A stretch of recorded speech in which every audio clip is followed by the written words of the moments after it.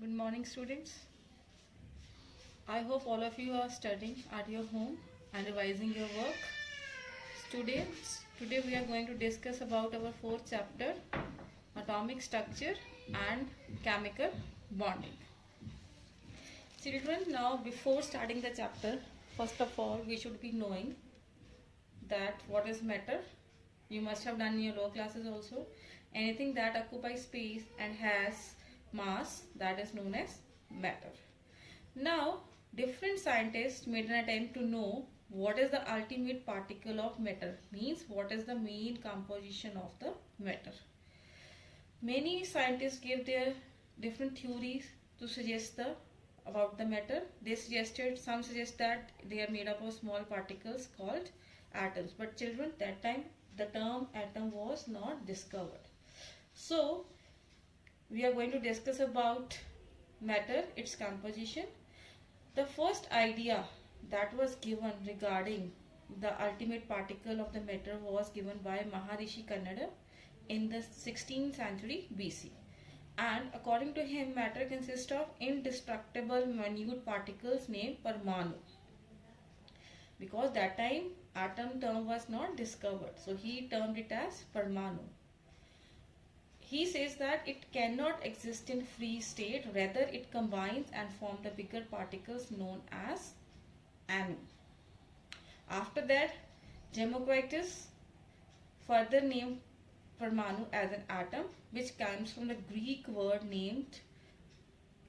which is meaning indivisible. But children, the most correct theory regarding the composition of the matter was first given by John Dalton in 1803. He considered atom as indivisible particles that are the fundamental building blocks of the matter. So today first we are going to discuss about the main postulates of Dalton atomic theory. I may make you remind that mostly questions are coming regarding the theories and its main features. So the first postulate of Dalton atomic theory was that all matter is made up of small particles that named atoms, and you cannot see the atom. So he says that atom is invisible and that cannot be further divided. Third point, which he suggests that atom can neither be created nor be destroyed. Atom of an element are alike in all respect. For example, sodium element just you take. You must be knowing that now the sodium element would be made up of similar types of all the sodium atom only. Now atom of different elements combine in fixed whole number ratio to form a compound. For example, you can take carbon dioxide, in which carbon and oxygen combine in a ratio of 1:2, means 1 atom of carbon and 2 atoms of oxygen. Further, atoms are the smallest unit of matter that take part in a chemical reaction. So students, but Dalton atomic theory was discarded due to many drawbacks.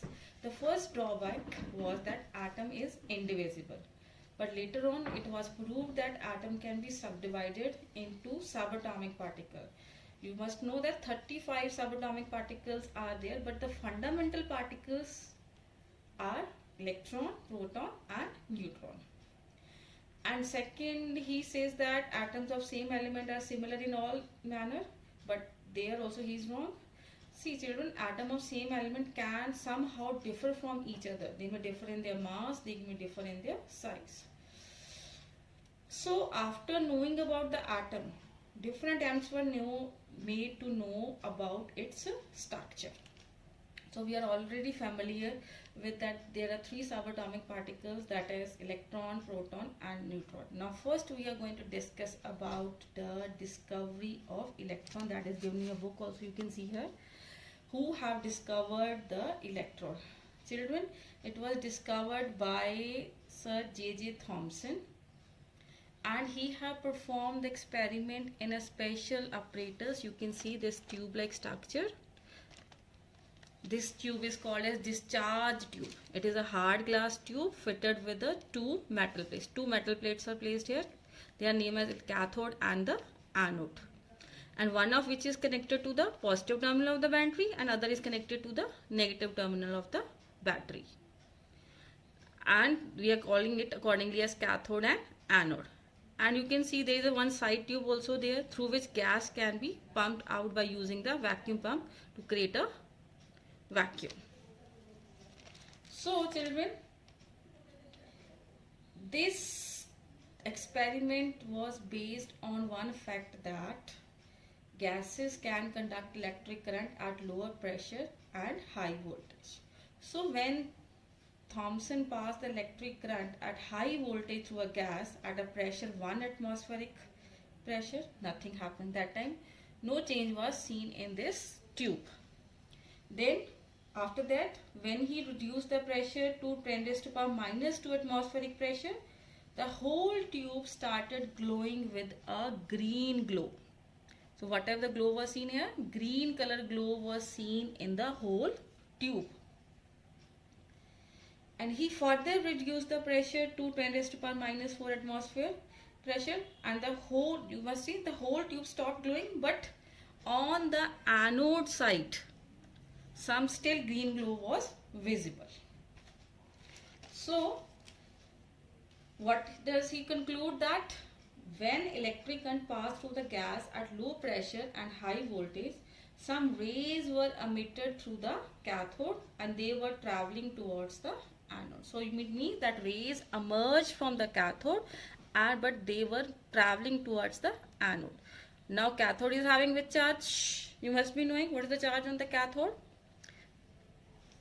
Cathode is having a positive charge, anode is having the negative charge. So since they originate from the cathode, so that's why the name of the rays were given as cathode rays, and because they were seen at the anode, you must be knowing opposite charge attract each other.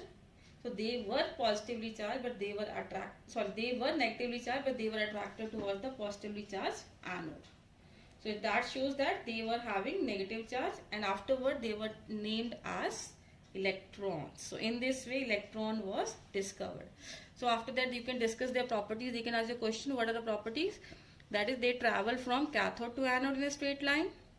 They cause a greenish yellow fluorescence on a soda glass screen placed in the tube, and if you place the electric field, they are deflected towards the positive field and deflected from the negative field.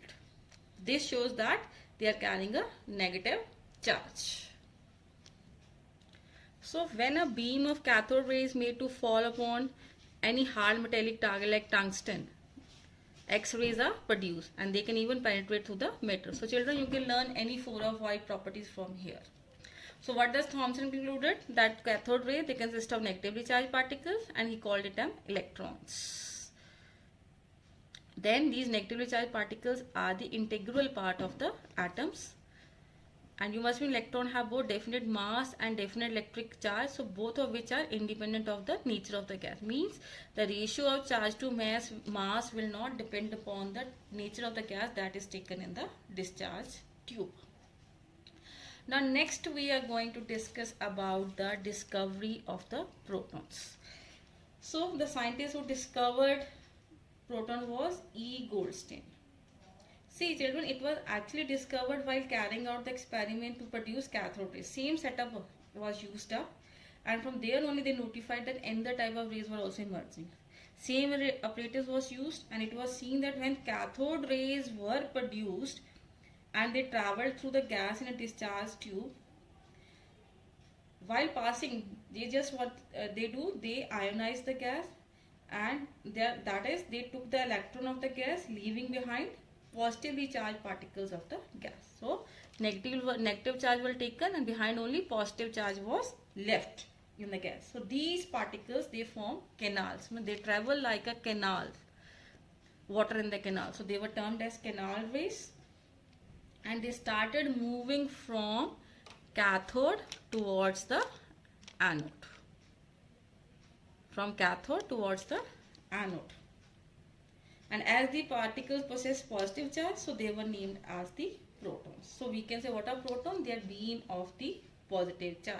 So similarly, they also have the same properties almost. Anode ray, they also travel in a straight line. They consist of minute particles and hence produce mechanical effect. They are made up of positively charged particles. They are also deflected by electric and magnetic field, but their direction would be opposite to the cathode ray. And they also produce fluorescence on the zinc sulfide screen. Here the red glow is seen here. And but their value will differ. The charge to mass ratio will differ as the different type of the gas is taken. Means it depends upon the nature of the gas taken in the discharge tube. So these were the properties of the cathode ray and the anode ray. So after discovery of proton and electron, one model was suggested by J.J. Thomson. That model was known as plum pudding model. Now what was it done in that model? According to this model, atom is considered to be a sphere, a circle form, in which a unit positive charge and electron are embedded into it. You can just take the example like how in the ice cream cherries are dipped. The ice cream would be all the positive charge and the cherries are termed as the negative. He says that the negative charge is scattered in the form of the circle around the sphere. And the mass of the atom is considered to be uniformly distributed. So he actually compared his model with the watermelon or with the resins in the ice cream, or we can say plum in a pudding. But there were some few questions that he could not answer, and this led to its failure. See children, one side he is saying that atom is electrically neutral. So we can't say that the negative charge is just scattered. We must be knowing that how much positive charge is there, that much there will be a negative charge. So this was the biggest drawback, that he was not able to explain the distribution of the charge and moreover the stability of an atom. So after that, another scientist came with his new model, that was Rutherford. So his experiment is known as the Rutherford scattering experiment. See, in order to understand you can see this is the setup of the Rutherford which has done the experiment. In order to understand the structure of the atom, Rutherford performed the experiment as scattering experiment, and mostly questions are being asked on this experiment. Now what was his setup? He took a gold foil. You can see here gold leaf foil is taken and passed the alpha rays. Now what are alpha rays? Alpha rays are actually positively charged rays that are consisting of helium nucleus. And these alpha rays are mainly emitted from the radioactive elements like uranium. So he passed it from the gold foil, and behind here one screen was fixed that was made up of zinc sulfide, and whatever images were seen, that was notified. So what he observed here? He observed that most of the alpha particle passed straight. Maximum lines passed straight through the foil. Some alpha particles were slightly deflected from their straight one. Some have deflected at the small angles, and very few of them have struck and rebounded back at large angles.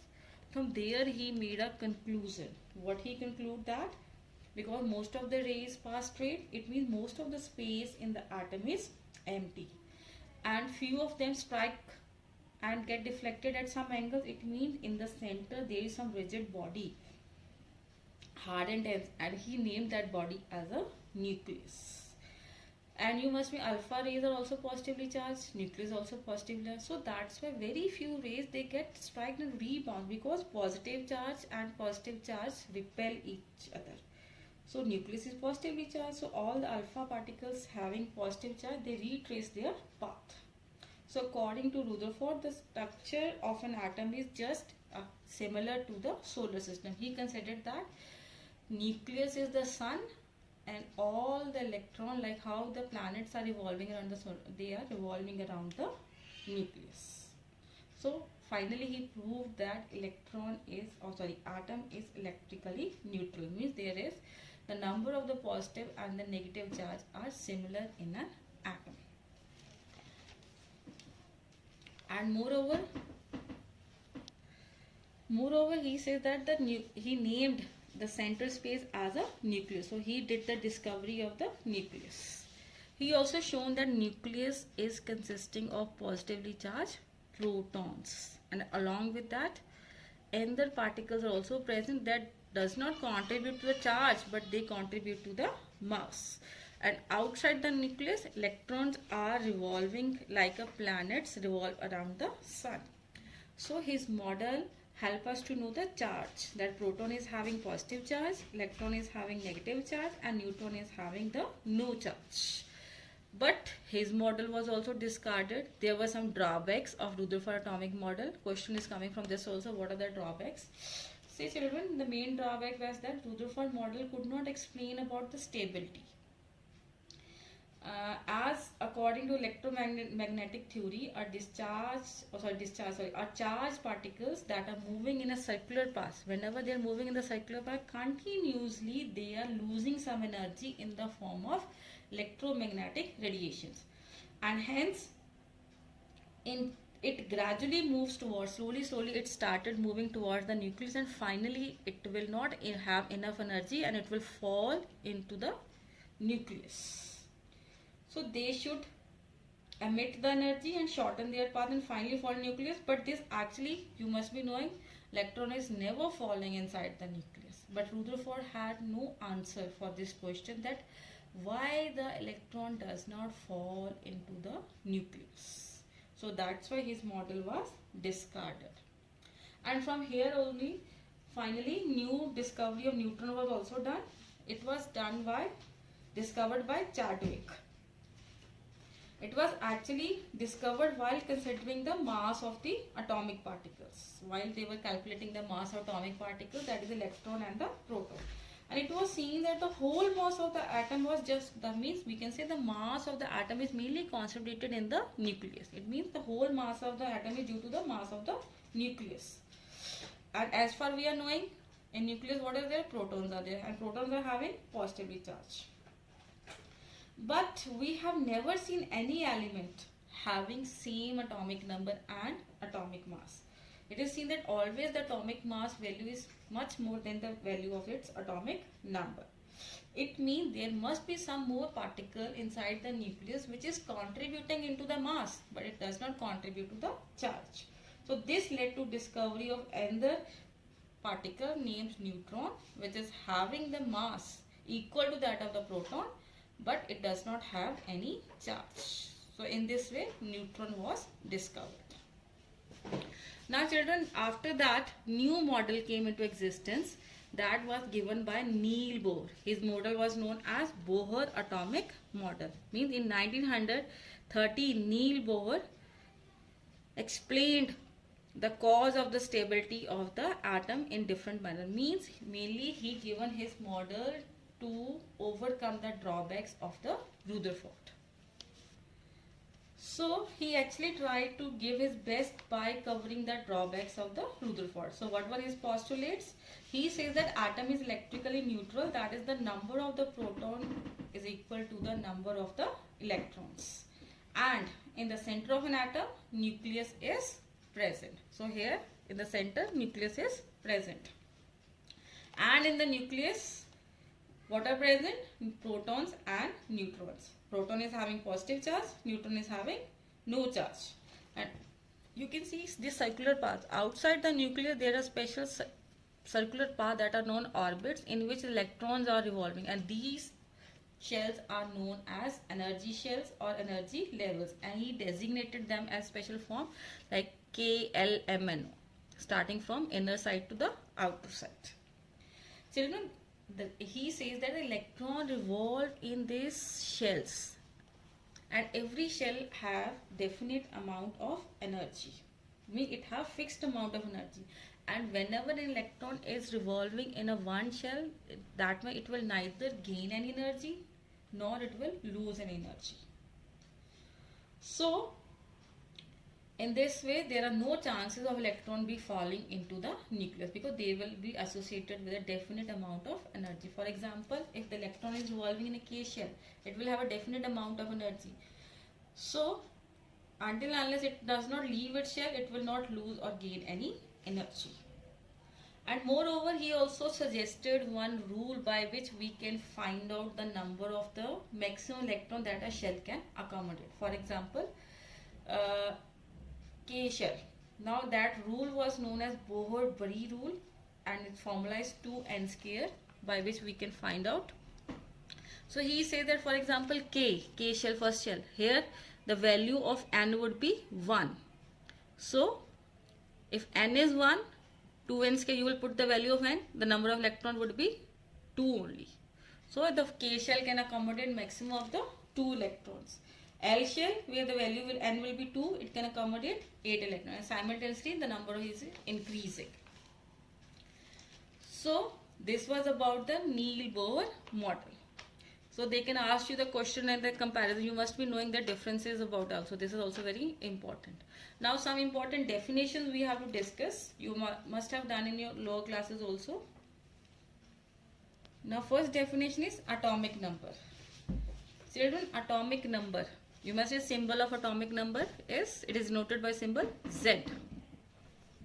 So every element has its own atomic number. So atomic number is equal to number of the protons in an atom. And you say that, you know that Bohr have said that atom is neutral. It means number of protons and number of electrons are always equal. So we can define atomic number of ways. It can be defined as equal to number of proton present in the nucleus, or number of electron present in its neutral atom, or it can be equal to the positive charge in the nucleus of an atom. Now next definition is mass number. Now what is mass number? It is defined as sum of protons and neutrons present in the nucleus of an atom, and it is denoted by symbol A. So, and mass number is always a whole number, approximation of the atomic mass calculated by atomic mass unit. Now here you can see that rule which I told, Bohr-Bury rule. The maximum possible number of electron in a particular shell is given by formula 2n square, and this way you can find out. And electrons can accommodate in a given, means electrons are not accommodated in given shell unless the inner shells are filled. Means first you have to fill K shell, then L, then M, then you can accommodate next shell. So it will just go in a stepwise manner. And outermost shell of an atom cannot accommodate more than 8 electrons, even it has the capacity to accommodate more electrons. Like in calcium, it is having 20 electrons. So K shell will be having 2, L8, M8, and N would be having 2. So maximum capacity of M shell is 18 electron, but stability is of 8 electrons. So that's why after filling 8 electron, electron jumps to the next shell. So children, after this you must be knowing in your syllabus, you have to learn the atomic number and the mass number of first 20 elements. And you must be knowing how we are representing an element, how we are writing.